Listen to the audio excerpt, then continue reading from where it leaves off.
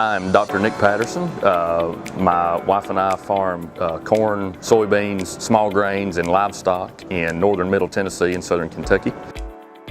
We don't have a drying system, so we're putting everything in a bin, so we don't really start with corn until it's around 20% moisture, which means by the time we finish harvest, we're normally below 15 down into the 13s. So once we got into those later fields, we would normally see a lot of butt shelling from our head. It's a 893 John Deere head.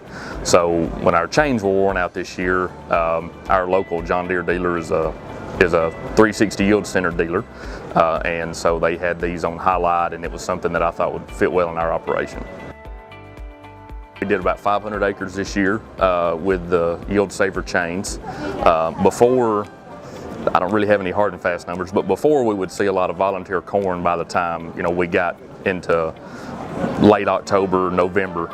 This year our volunteer stand was considerably way down. As a matter of fact, when we planted some rapeseed, you really couldn't even see volunteer corn out there, and that was the first thing that we shelled because we got that field planted like the middle of September.